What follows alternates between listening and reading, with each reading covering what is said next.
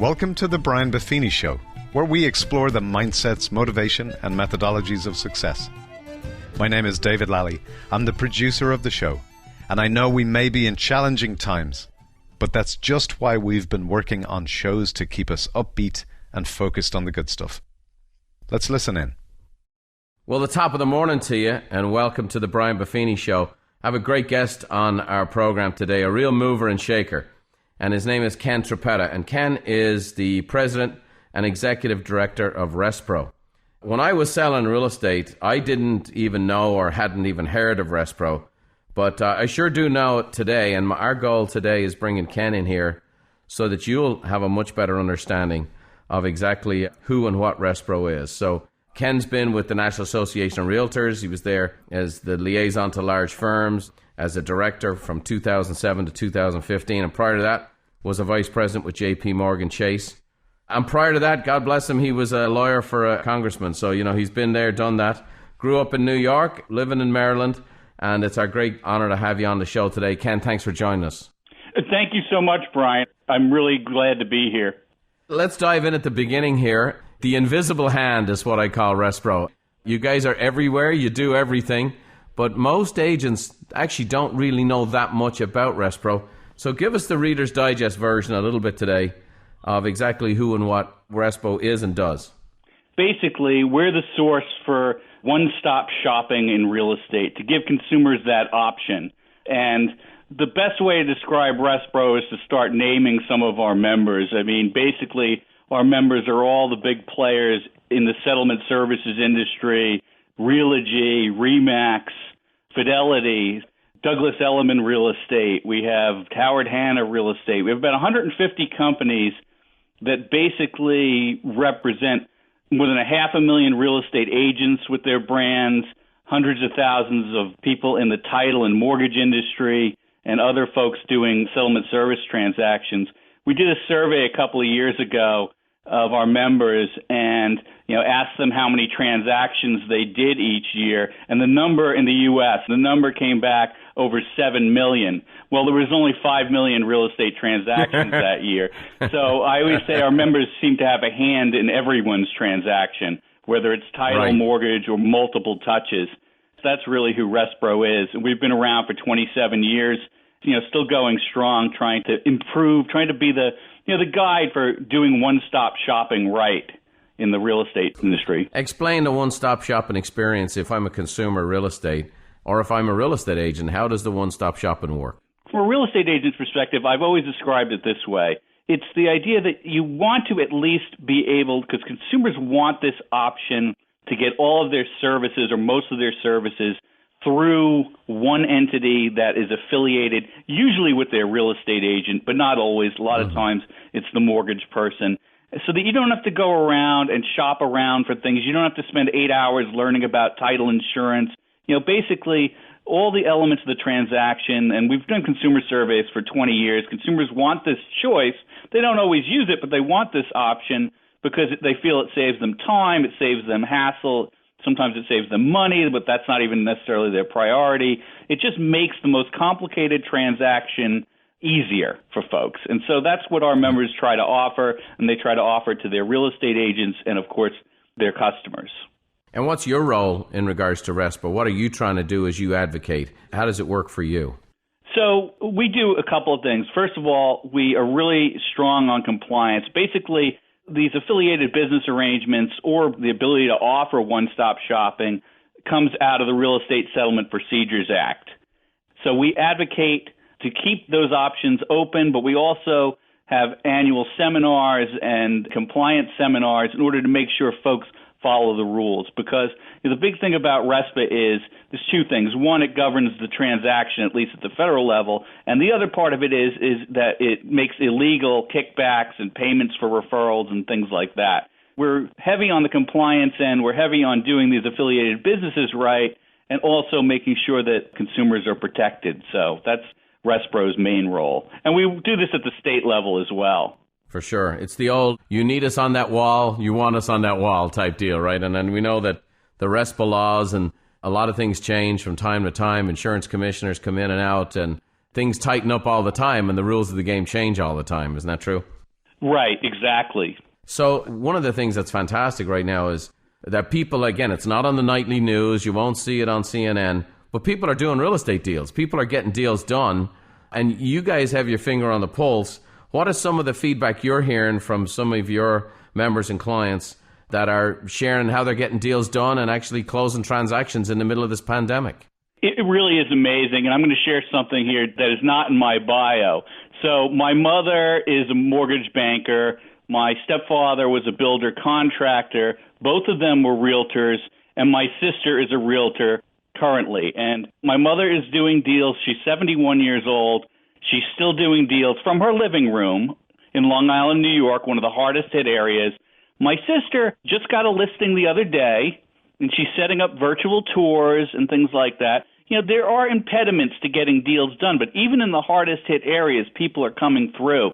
One of my members told me weeks ago, and apparently this is extremely common now, in order to sign documents, yes, they're using things online, remote online notarization, stuff like that, but literally the notary came to the house, put the documents on the doorstep. The person took the documents into their living room. The notary watched them sign them through the glass in the living room, and that's how the transaction was completed. Yeah. I mean, people are being very creative and keeping things going.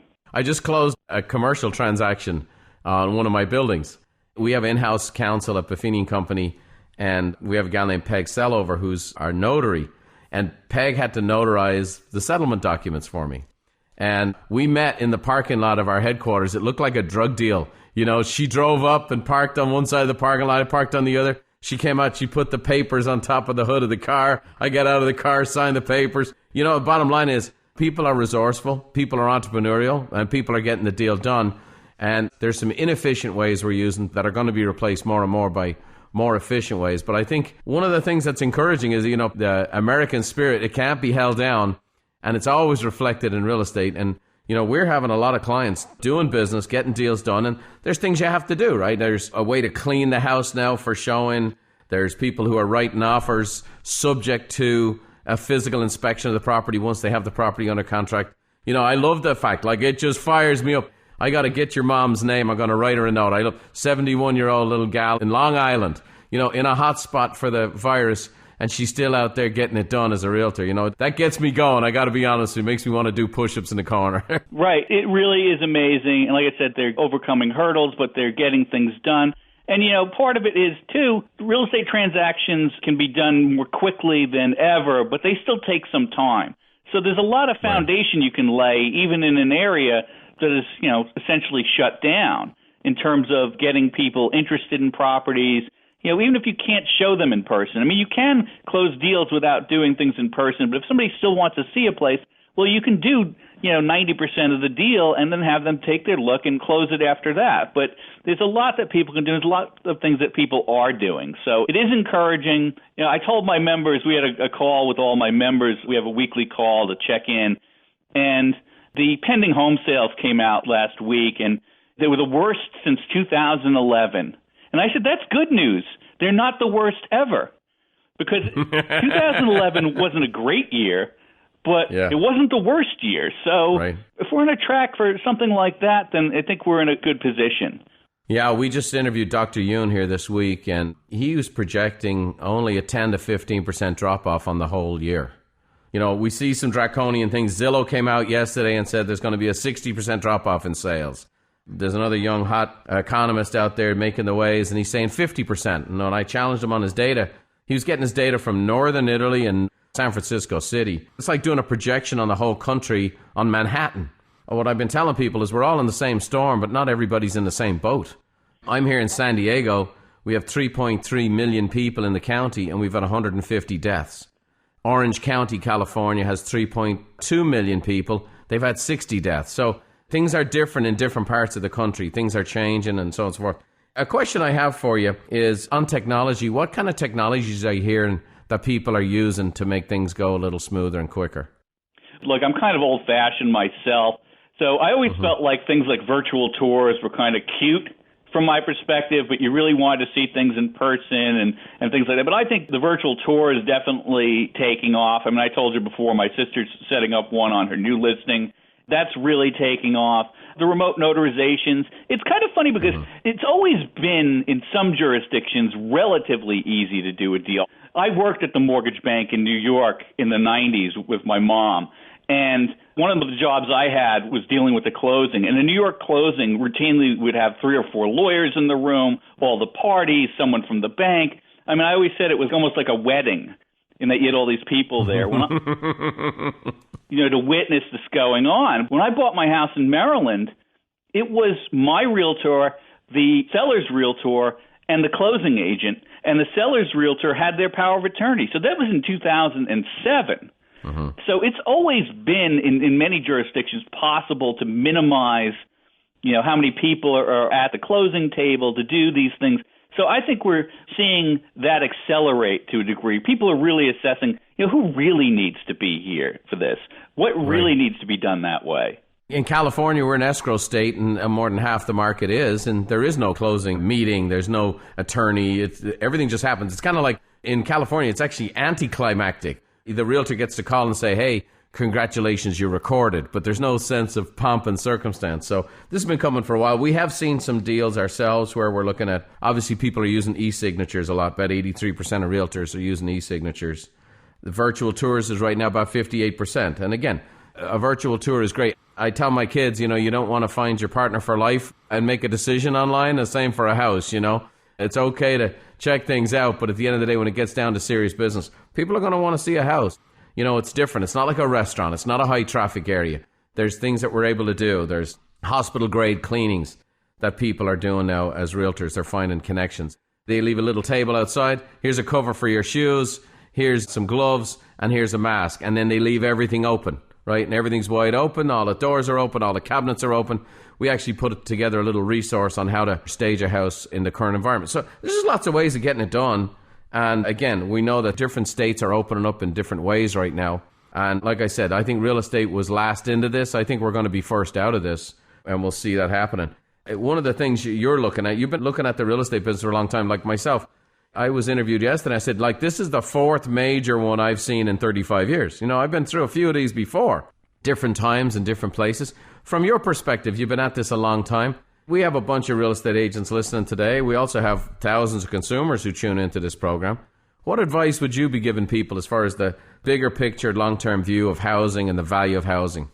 So there's a couple of messages I really want to get out there. Housing, people need places to live, of course, and I'll get into that in a second. But I think people, if I were talking to realtors, what I say to my members when they talk to their clients and customers is, and this is going to sound out of left field, but be real careful with stuff like forbearances.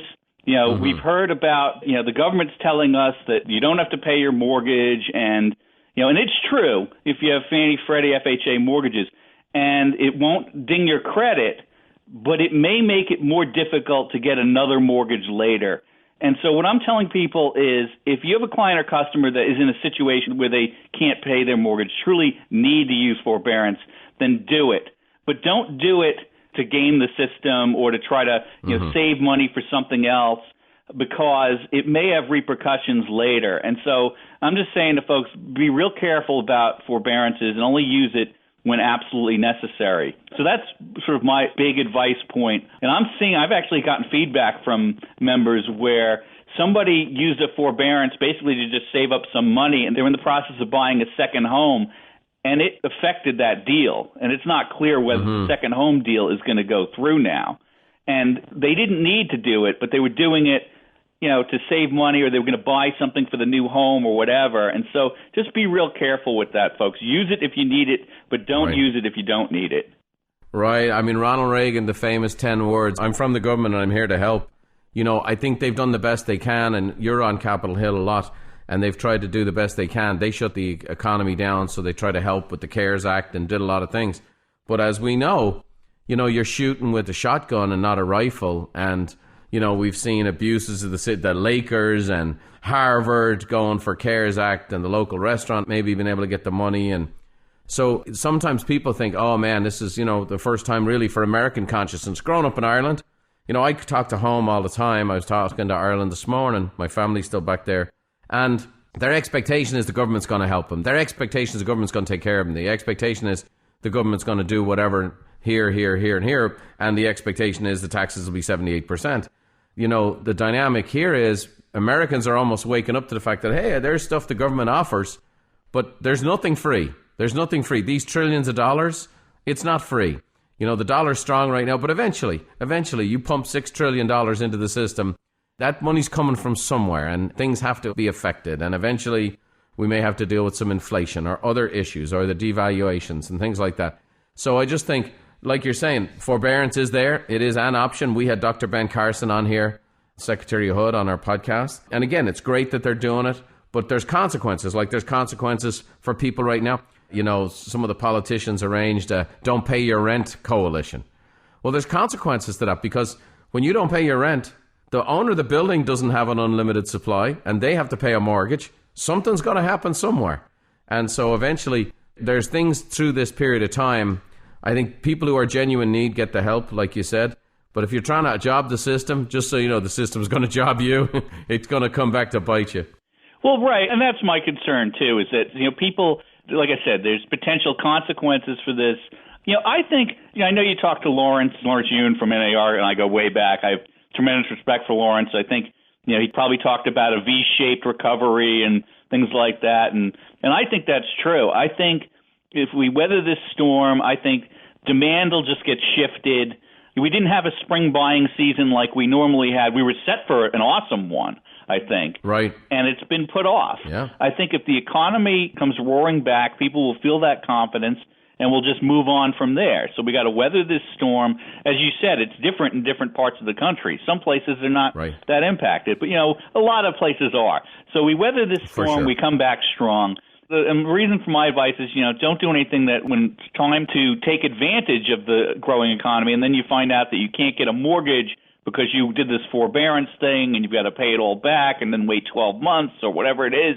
You don't want to put yourself in that situation unless it's absolutely necessary to survive now. Because I do think we're going to come back. You said you had a couple of other things that you're trying to get the message out. What would be an additional one in addition to the forbearance one? Credit is tightening a little bit now. I just want to make sure that doesn't stay that way. Another concern I have, and I don't know what we can do about this other than, work together, work with our associations and stuff, is this idea that, we have a lot of people that are unemployed because the government essentially threw them out of their jobs. This is not an organic thing. And so in the future, those folks they'll get their jobs back, a lot of them, most of them hopefully, and they'll be wanting to buy a house. And all of a sudden, you're going to have some rules that say, well, you were unemployed for 2 months and maybe you don't get a mortgage then. And I think we need to be real mindful of that and work together to make sure that that's properly taken account of, so that people aren't hurt for essentially taking one for the team. I mean, most of these people didn't want to lose their jobs. They were forced out by government action. That government action shouldn't penalize them later. So that's a concern I have. But I don't know what we do about it now. We just have to be mindful of it going forward. Yeah, you bet. Well, I had Michael DeVito on, who's the head of Wells Fargo Home Mortgage. He had some great things to share, but I was really challenging him. I said, it'd be nice if you guys could look at this more holistically going forward, right? Which is rather than just linear logical, what's on your CV, right? What's on your resume? You had 2 months of payments. I'm hoping at some point in time we look back on this and go, this was a goofy deal that came down. We had to do what we had to do, and everybody strapped it on. And hopefully the underwriters and so on and so forth can look at it differently. We already saw JP Morgan, right? They shift to 700 credit score minimum and 20% down. So we know, obviously, there has to be balance sheet protection and things like that. But I think what's going to happen is, again, you'll see the smaller players jump in and take care of business. Like with the CARES Act, a lot of the big banks were somewhat hamstrung, and we saw 6,000 community banks and credit unions get in the game. PayPal was doing CARES Act loans for small businesses. So I think, like with every challenge, there's opportunities here. There's ways to innovate here, and people are going to figure it out. People are going to figure it out, and they're going to find a way. We ended up doing business with a small local bank out of Orange County instead of our big major Fortune 100 company. So I think that's going to be a case. I've had those experiences as well, believe it or not. Some nonprofits that I'm involved with wound up, they didn't get it from Wells Fargo. They got it from some local little bank that I had never heard of before. So it was a great thing, though. Worked out. Well, that's what happened for us. I actually had a young man His name is Kevin Fisk. He's 28 years of age. So he's a few years out of college. He's a devotee of the podcast, so he listens to me all the time. And I had mentioned who I banked with. And he thought, this guy's going to have trouble. He's got 250 employees. This guy's going to have trouble. So he reached out. He got a referral into our organization, hustled it up, called our CFO, built a relationship, said, hey, I'm going to give you the white glove treatment. I'll call you 3 times a day. I'll do this, I'll do that. And this young man hustled through this process, was extraordinary in how he executed it. And we were in pretty good shape already, but he made that, what was a little rough patch, even smoother. So, that young fella, I've been advocating for him and I've been endorsing him. And that's what people need to know. Like that young man, I've endorsed him. I did a Facebook Live last Friday to 180,000 people where I told his story. And now I'm on with you, and hundreds of thousands of people will hear his name again. Kevin Fisk, SunWest Bank in Anaheim. And here's the deal. You can't pay for that. And that's what the big encouragement I'd have, and I'd have for all your members, is people won't forget what you did for them right now. They won't forget if you reached out. They won't forget if you were there for them. They won't forget if you were value. And they won't forget if you weren't there. They won't forget if you just put up the big steel corporate wall. They won't forget that either. So it's time to still be, like you talk about, you're an old-fashioned guy. Old-fashioned customer service and caring for people is still at a premium. And I think when the bounce back comes, which it will, those are the people who are going to win the biggest, in my opinion. Oh, I think you're absolutely right. I mean, I think that, frankly, what you just said there is essentially the golden rule for this industry. It's always been about doing a good job for people. And, in these trying times, people will remember it even more. But I think that is still the golden rule for this industry. People will remember you 10 years down the line when they go to sell their home or do something else, or when their children are looking for a mortgage, or when their children are looking for a home. They'll remember what you did for them then. So I think that is absolutely true. Yeah, no, it's great stuff. So let me ask you this. You're still involved. Obviously, Congress seems to have taken a siesta here for a period of time, but they're going to come back to work at some point in time. What do you think Congress can do to help buyers and sellers resolve some of the issues brought on by this pandemic? Well, I think one thing they could do is pass that national remote online notary law. I know NAR is making a big push on that. People need sort of certainty that this is an acceptable way of doing business, and that's the clearest way to send that signal. I see headwinds in various places where that's not being accepted, or they're questioning the state orders, and it's making transactions a little more difficult. They could make things easier that way. They could be mindful of the credit tightening. They could also, one thing that's of concern is these servicers are kind of, particularly the non-bank servicers, are kind of taking it on the chin, because when people are not paying their mortgages, they still have to pay the investors, and they could create a facility there to tide over the non-bank servicers. That would help, I think. It would help keep competition going in the mortgage industry, help the situations we talked about earlier where these smaller lenders and smaller services can provide better service often, but they can't if they don't have any money. And so that's another thing they could do.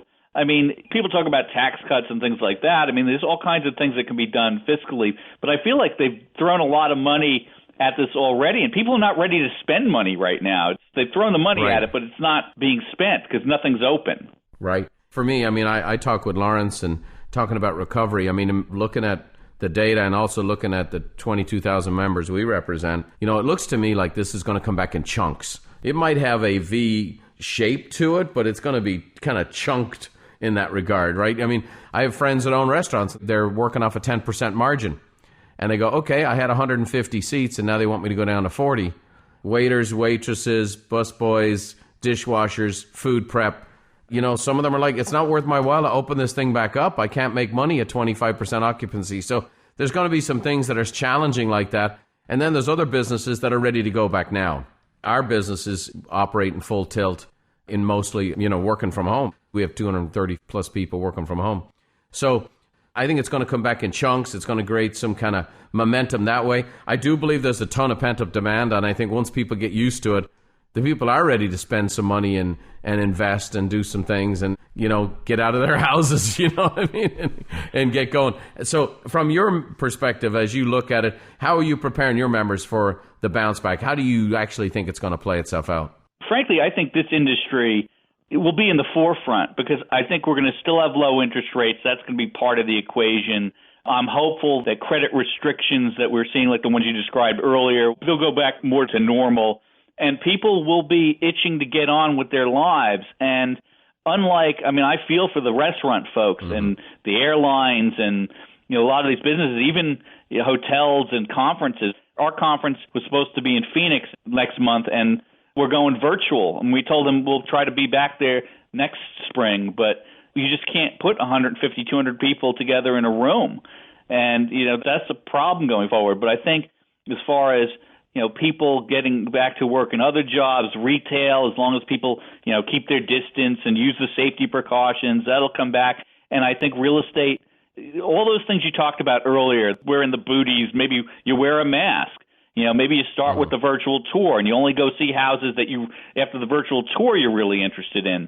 That kind of thing that's kind of like a real estate social distancing, I think is the way to go about this and kind of restore some confidence for folks and get the ball rolling. Because I think you're right. People are ready to do these things, ready to live life again. And part of living life again is, getting a new home or upgrading and that kind of a thing. So I think that's going to be part of it. You bet. Well, this has been great stuff. One of the things we try to do on this show is when we have somebody, and we've had them all from sports stars. I had Apollo Ono 2 days ago, 8-time winning Olympic medalist. When I meet successful people, I like to ask them what makes them tick. And I have 5 kind of rapid-fire questions that I've asked every guest in the last 220 episodes. So you didn't know this was coming, like they didn't. They're fun questions. It's going to give us a little insight because you're a very successful man. You do a fantastic service to the real estate industry and real estate consumers as a result of it. And we're going to ask you a few questions that are kind of these rapid-fire fun questions. We ask everybody kind of get a little inside you. You're always talking about everybody else, but I want to talk about you for a few minutes and what makes you tick. So here's the first question. What's the single best piece of advice you've ever received, Ken? Always try your best and work hard, and you'll succeed. I started working with my stepfather when I was 11 years old on construction jobs. He taught me this work ethic and about working hard, and so that is always, you don't have to be right all the time, but always try your best and work hard. That's great. So I was trained by my father and grandfather who are house painters, and that sounds like construction work to me. And like I said, there's a lot of blessings to the blue-collar mindset, isn't there? Absolutely. So what one talent or gift do you wish you possessed that you currently don't, Ken? I wish I had perfect pitch musically. I love music. I play guitar. I dabble with all kinds of other instruments, but I do not have perfect pitch. It would make things so much easier. Yes. Well, it's interesting. I would say 90% of the answers I've had, whether it be Lou Holtz or Emmett Smith or Magic Johnson or whoever else, they all say, I wish I could play or I wish I could sing. Everybody wants to perform on stage, apparently. So apparently all those air guitar systems people have been doing for years, at least you can play the guitar, so that's good. What book been most instrumental for you? What book has had a huge impact on your life? Oh, there's no other book but the Bible in that regard. And, the wisdom in the Bible, that's it. I mean, I could think of lots of books I loved and were great, but that's the one that I go back to. Let me ask you this then. When I get the answer that's the Bible, I want to know, what character in the Bible do you most identify with then? Oh, I don't really know if I identify with anyone in particular. Maybe John the Baptist, because I always feel like somebody's gunning for my head at some point. That's great. That's great. Well, you're out banging the drum and eating the locusts and eating the honey and firing off at Congress to try to get them to do the right thing with RESPRO. So that's good. Right, exactly. I'm a bit of a loudmouth, so I'm going to get in trouble someday. Yeah, I actually have. I've got some great stories, but I live to see today. Let me ask you this. If you're scrolling through the TV channels and there's a movie on, it's the movie you watch over and over again, and every time it's on, you stop and take at least a peek at it. What's the one movie you've watched over and over again? It's called A Bridge Too Far. Oh, love it. A lot of great actors in it, great story, real heroism, and, it was one that I always say we. In World War II, it was a battle we didn't win, and it was a surprising story for me. I saw it as a kid and didn't understand that. I said, why didn't we win? Well, you learn a big lesson there, but tremendous courage, tremendous teamwork, a great story, and a great movie. Nice. Well, we're big war movie buffs in our home, and A Bridge Too Far is on every Veterans Day in this home, so there you go. That's great. Last but not least, Ken, now, what's one thing still on your bucket list out there you're hoping to get done?